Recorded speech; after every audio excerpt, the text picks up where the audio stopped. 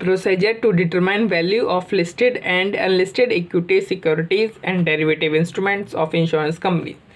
तो हम देखेंगे कि ऑडिटर कौन कौन से प्रोसीजर लगाएगा जो लिस्टेड और अनलिस्टेड सिक्योरिटीज़ है उनकी वैल्यू को डिटरमाइन करने के लिए।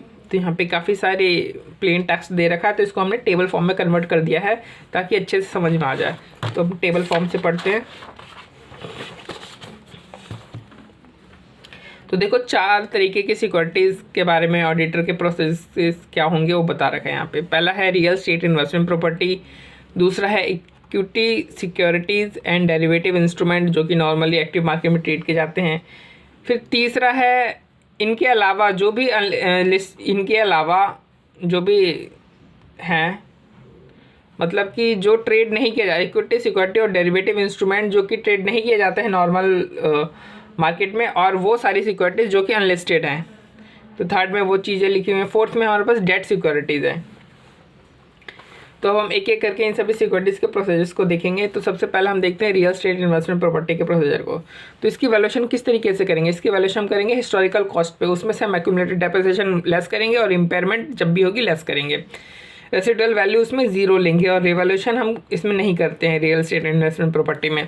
हाँ, इम्पेयरमेंट देखो हमने दिया है ना इधर वैल्यूएशन में इम्पेयरमेंट, तो इम्पेयरमेंट कब लेनी है? हर एक बैलेंस शीट डेट पे हमें चेक करना है कि क्या कोई इम्पेयरमेंट हुई है। अगर इम्पेयरमेंट लॉस हुआ है तो उसे हम एज एन एक्सपेंस रिवेन्यू या फिर पेंडल अकाउंट में रिकॉग्नाइज करेंगे।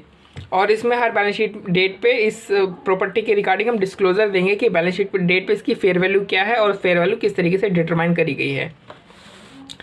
दूसरा सिक्योरिटी है equity securities and derivative instrument, वो जो कि नॉर्मली एक्टिव मार्केट में ट्रेड किए जाते हैं। तो इनकी फेयर वैल्यू क्या होगी या नहीं, इनकी वैल्यूएशन किस तरीके से होगी? जो फेयर वैल्यू होगी मार्केट में वही इनकी वैल्यूएशन होगी।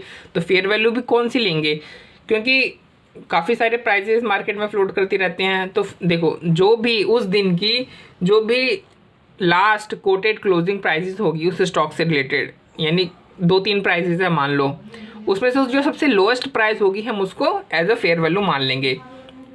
और रिवैल्यूएशन देखो जब भी फेयर वैल्यू में चेंज आता है और वो चेंज अभी अनरिलाइज है यानी हमने रिलाइज नहीं किया है, तो हम उस चेंज को as an equity fair value change account head में दिखाएंगे।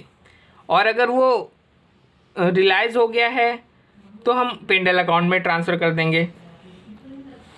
इम्पेयरमेंट, हाँ, इसमें अब इक्विटी और डेरिवेटिव इंस्ट्रूमेंट के केस में आपको हर बैलेंस शीट पे इम्पेयरमेंट को चेक करना है, और अगर इम्पेयरमेंट कोई भी लॉस आया तो उसे वही रियल स्टेट इन्वेस्टमेंट प्रॉपर्टी की तरह आपको दिखाना है रेवेन्यू या पेंडल अकाउंट में एज एन एक्सपेंस।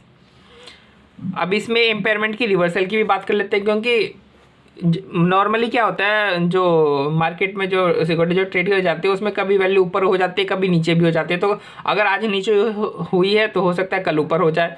तो उस केस में अगर वैल्यू इंक्रीज हो गई तो इम्पेयरमेंट को हमें रिवर्सल करना पड़ सकता है। तो इम्पेयरमेंट को रिवर्सल किस तरीके से करेंगे? हम उसको वापस से रेवेन्यू या पेंडल अकाउंट में रिकॉग्नाइज कर देंगे। तो जो भी इम्पेयरमेंट जो भी हमने ट्रीट किया उसको रिवर्स कर देंगे दोबारा से रेवेन्यू और पेंडल अकाउंट में। और सेल में देखो किस तरीके से करेंगे। तो जो भी एक्यूमुलेटेड चेंजेस सेल की डेट तक जो भी फेयर वैल्यू में जो भी एक्यूमुलेटेड चेंजेस रिकॉग्नाइज किया है हमने उसको हम कंसीडर करेंगे सेल करते समय। और फेयर वैल्यू चेंज अकाउंट में जो भी अमाउंट पड़ा हुआ होगा उसको हम पेंडल अकाउंट में ट्रांसफ़र कर देंगे, क्योंकि अब उस इन्वेस्टमेंट की सेल हो रही है। तो फेयर वैल्यू चेंज अकाउंट में जो भी पैसा पड़ा हुआ है उसकी तो ज़रूरत है नहीं अब, है ना, क्योंकि एसेट ही सेल हो रही है। तो हम उसको बैलेंस को कहाँ ट्रांसफ़र कर देंगे? पेंडल अकाउंट में ट्रांसफ़र कर देंगे। और डिविडेंड किस तरीके से बांटेंगे? देखो प्रॉफिट या रिजर्व में से ही तो हम डिविडेंड बांटते हैं ना, बट अगर फेयर वैल्यू चेंज अकाउंट में कोई पैसा पड़ा हुआ है तो प्रॉफिट या रिजर्व्स में से पहले आप उस फेयर वैल्यू के का जो कोई डेबिट बैलेंस है उसको लेस कर दो, फिर जो अमाउंट बचेगा वो होगा आपके लिए डिस्ट्रीब्यूटेबल डिविडेंड। तो इसमें से सिर्फ आप डिविडेंड बांट सकते हो। फिर थर्ड कि वो वाली equity securities and derivative instrument जो कि मार्केट में ट्रेड नहीं होती है, प्लस वो सारी सिक्योरिटीज़ जो कि अनलिस्टेड हैं, इन दोनों के केस में वैल्यूएशन कैसे होगी? तो इनकी वैल्यूएशन होगी हिस्टोरिकल कॉस्ट पे, और इसमें प्रोविज़न फॉर डिमिनिशन जो है वो लेस किया जाएगा।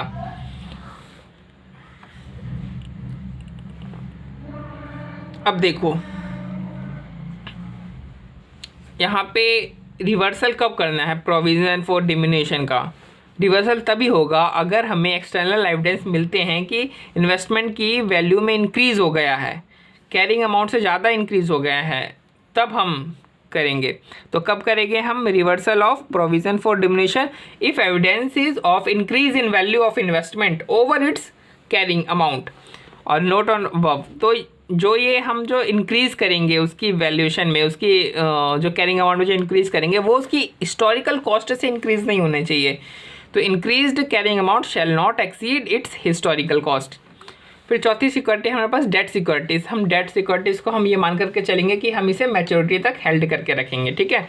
तो इसकी वैल्यूएशन किस तरीके से करी जाएगी? हिस्टोरिकल कॉस्ट माइनस हर साल की जो भी अमोर्टाइजेशन होगी वो।